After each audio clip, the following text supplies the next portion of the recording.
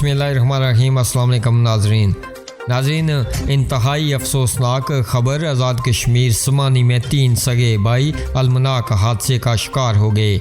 हादसा कैसे पेश आया, लड़की ड्राइवर गिरफ्तार, मुकदमा दर्ज कर लिया गया।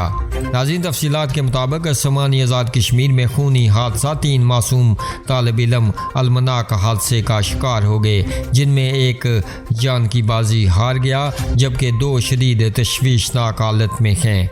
सोशल मीडिया पर एहतजाज के पेश नज़र बरनाला थाना में समीरा अजहर के खिलाफ पुलिस की मदीयत में पर्चा कट गया।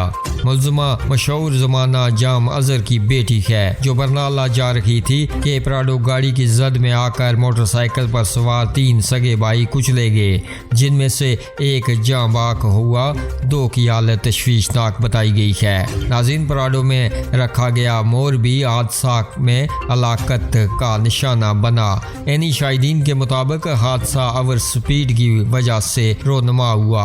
हादसे के फौरी बाद मुल्ज़िमा ने फरार होने की कोशिश की, जिसे बरनाला पुलिस ने नाकाम बना दिया। बादरजा थाना बरनाला से तिबी मायना के लिए मुल्ज़िमा को DHQ मिंबर मुंतकिल कर दिया गया।